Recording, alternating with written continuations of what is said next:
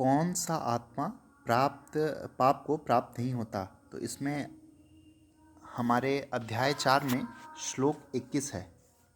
श्री गीता जी के अध्याय 4 श्लोक 21, जिसने मन तथा अपने को वश में कर लिया है और जिसने भोग की सारी जमा की गई सामग्री त्याग दी है, ऐसी कामना रहित मनुष्य केवल शरीर संबंधी कर्म करता हुआ भी प्राप्त को प्राप्त नहीं होता। दूसरा कि हम मुक्ति कैसे मिले, हमारे आत्मा को मुक्ति कैसे मिले। जिसकी आसक्ति चली गई है, जिसकी चेतना निरंतर आध्यात्मिक ज्ञान में स्थिर रहती है, जो केवल यज्ञ संपादन के लिए आचरण करता है, ऐसा मुक्त मनुष्य के सारे कर्म पूर्णतः विलीन हो जाते हैं। अर्थात वे कर्म बंधन, जो कि कर्म फल भोगने होने वाले पुनर्जन्म की रचना नहीं करते, क्योंकि उसने सभी चीज़ों को विलीन कर दिया है, उसकी आसक्ति बिल्कुल चली गई है।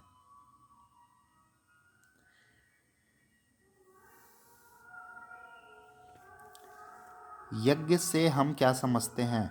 तो यज्ञ का मतलब क्या होता है? यज्ञ से सामान्य जन उस यज्ञ का अर्थ निकालते हैं जिसे भगवान द्रव्य यज्ञ कहते हैं।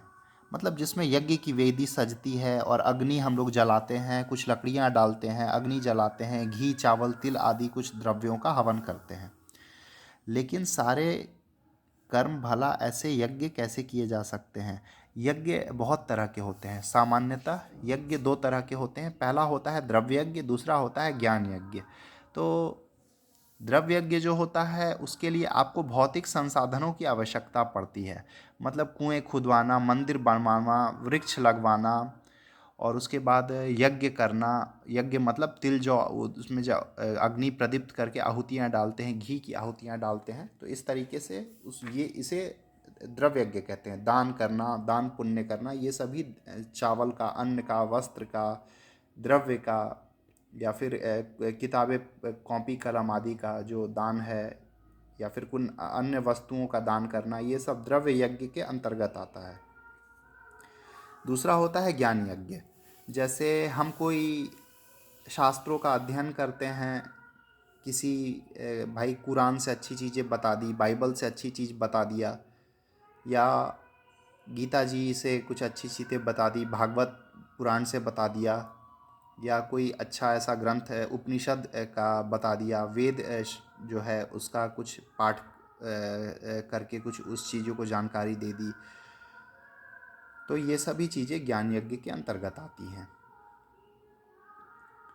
तो हम सामान्यतः ये समझ सकते हैं कि यज्ञ दो तरह के होते हैं। एक ज्ञान यज्ञ होता है, दूसरा द्रव्य यज्ञ होता है। तो ज्ञान यज्ञ में सारे शास्त्रों का पठन पाठन, उसका प्रतिपादन और उसका व्याख्या या फिर उससे संबंधित जो है।